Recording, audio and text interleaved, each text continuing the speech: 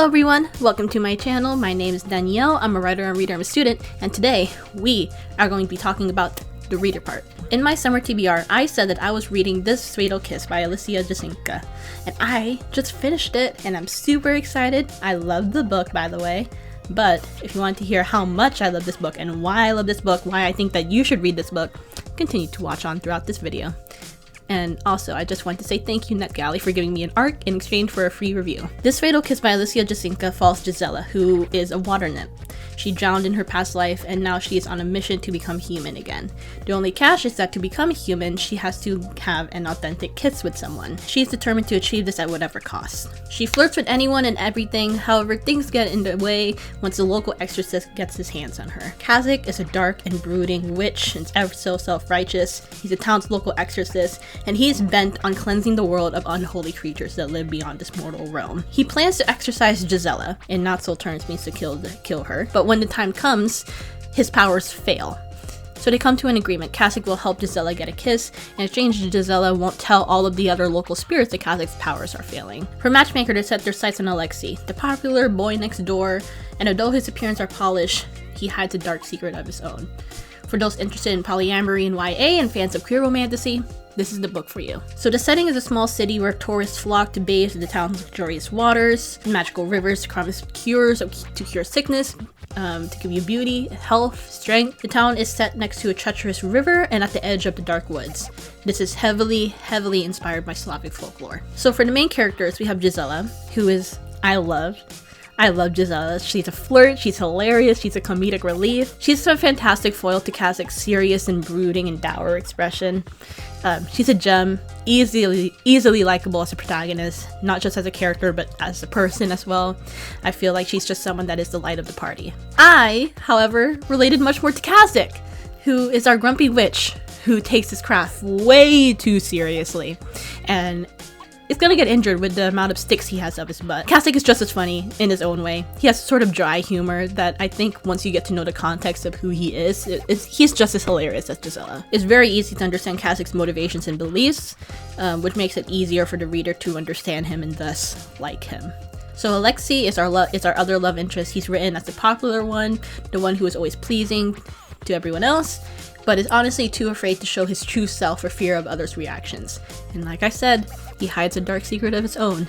What could that secret be? This is a queer romantasy, so of course love is going to be one of the major themes. I love the way that polyamory was presented in this book. A lot of it made sense, like the characters weren't like, let's get into a polyamorous throuple. They were slow. It was a slow burn for everyone involved. And I think that was more realistic as well. Once you're in a fantasy book, having small moments of realism is really important to kind of ground the reader. But it makes sense the way that they were hesitant going into polyamory because it's not the social norm. Monogamy is. Monogamy seems to be the only option. So you grew up your whole life believing that monogamy is the only option, and you're presented with this new opportunity that is weird and it's new. So of course, everyone in the whole party was hesitant to sort of even consider that as an option. I also think that the themes of true love are also exemplified in the way that Gisela and Kazakh approach their sexuality. They are very confident in how they express their bisexuality and pansexuality. It's not really stated whether they're bi or pan or poly or the micro labels of that all. I'm just gonna say bi, because we all know what that is for the most part, although Kazakh seems to be more pan than bi. But that's just me in my opinion. I really love the way that they both approach their sexuality and their gender and their queerness, because it was very casual. And that's hard to come by, because usually authors make it a big deal, which is fine once you make it a major theme of like self-exploration and identity in your books. But for them, it just felt like second nature. So like this line from Kazakh. For the 1000th time, he reminded himself that his sexuality wasn't something to be ashamed of. Liking people regardless of their gender didn't mean that he was broken nor unlovable. There were a lot of things wrong with him, but that wasn't one of them. So that is Kazakh's feelings on his sexuality. Gisela's feelings on her gender are very queer. Gisela's identity with her gender was really interesting, and I like the way that she approached it with such casualty. So Gisela didn't feel strongly about either way about her own gender.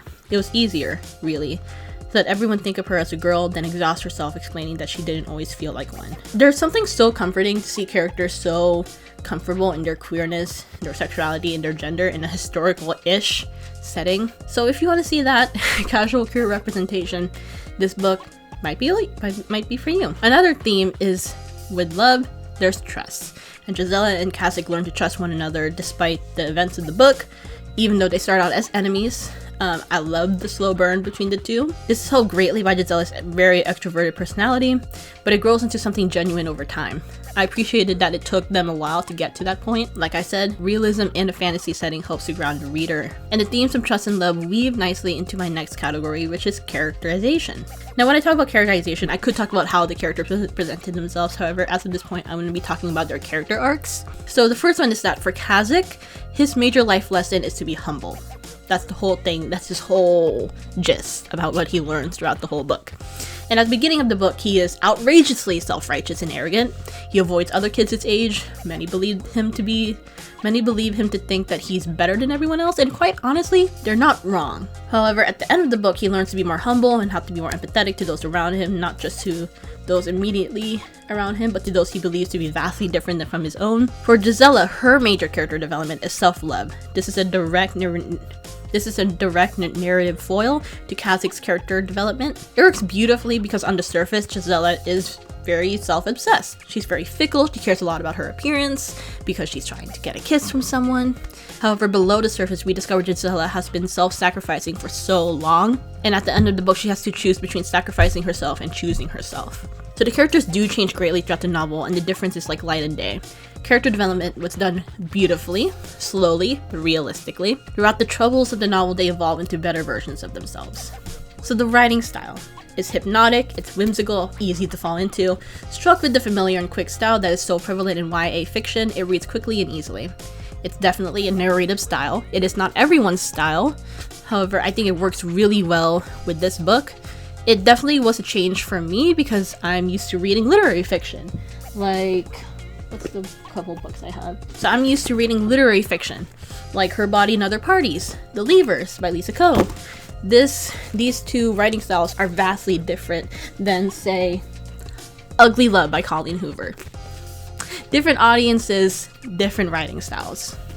But I don't think that simplistic writing style makes it less valuable than the very poetic and purple prosy type of writing style that is associated with literary fiction. Sure, literary fiction is nice to look at. I love looking at it too. But sometimes it's nice to just kind of get into a groove with YA fiction. And I don't think that there's anything wrong with that. There were a few lines that made me sit back and go, wow, that was a really good line. The couple of lines that I remember seeing was that, quote, "Death had left fingerprints on Gisela when it refashioned her into a spirit," end quote. So personifying death is far from original, but saying it left fingerprints on Gisela is in a way that morphs her into something undead. Maybe sit back and go, damn, that was a good line. Another description-y type thing was that it was short, but it was vivid. And having a short, concise description, but also having it be vivid, I found very impressive.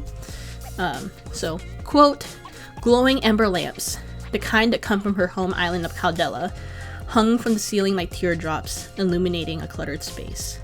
I could just see that, like a huge empty atrium of a bunch of glowing lanterns floating up against the ceiling. Chef's kiss. So the strengths of this book. The banter. Undoubtedly, it is chef's kiss. Here are some of my favorite lines. "Look at you, all worried about me. Careful, I might think you care." End quote. Quote, "It's not my fault if she thinks I'd make a better boyfriend than you." End quote.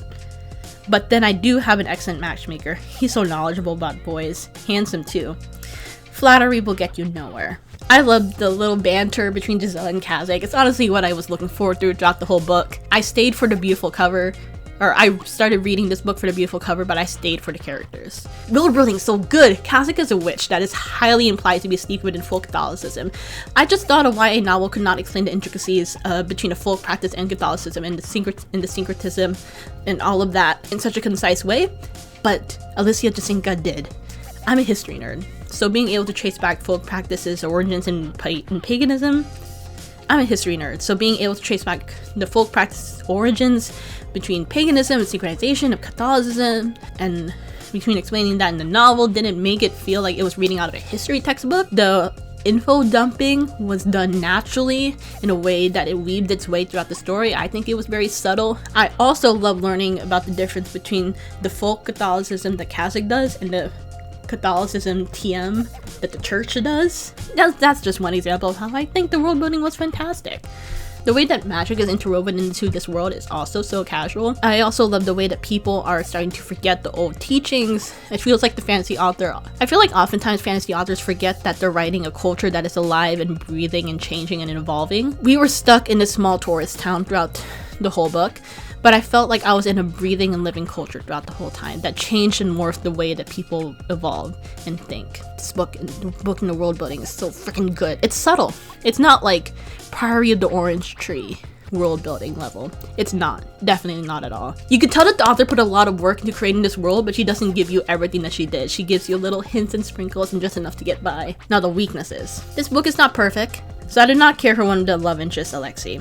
Even when his dark secret was revealed to the audience, don't get me wrong, it did catch me by surprise, but really, his outer exterior was just too vanilla. Sorry, I said it.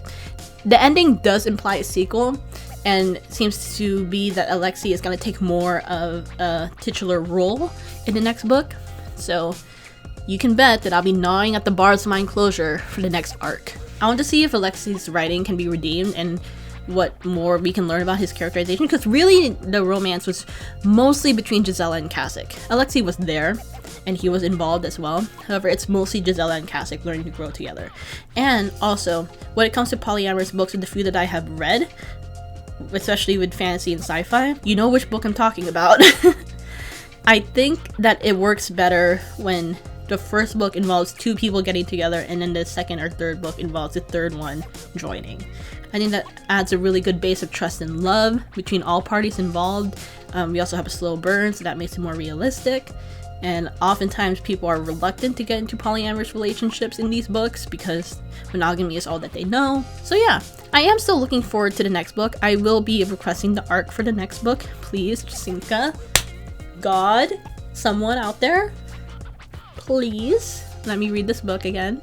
Read this book. Let me read the next book. Nonetheless, my overall impressions of this book is that I'm impressed. I'm not a usual fan of romantasy, but this book swept me off my feet and brought me into a lush landscape I never want to leave. I would definitely recommend this book if you're a fan of quaint, queer romantasy, little, like, low fantasy with a polyamorous twist.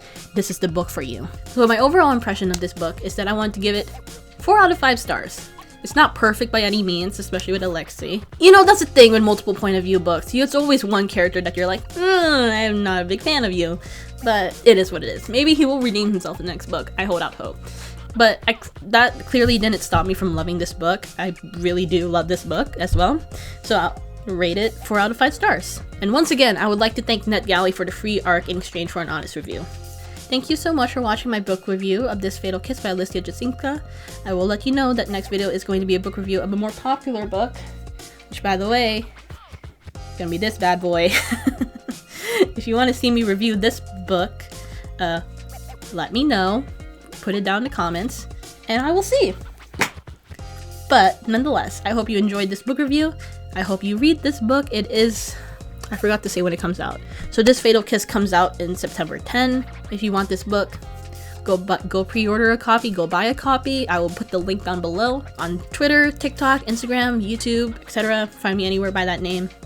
And if you wanted to subscribe, I would greatly appreciate it. I am trying to post new videos every Monday at 5 p.m. Pacific Standard Time. Leave a like and comment down below about what you think about this book review. If you like me doing book reviews, if you want to see more of these, let me know. But yeah, thank you so much for watching, and I will see you again next week. Okay, bye!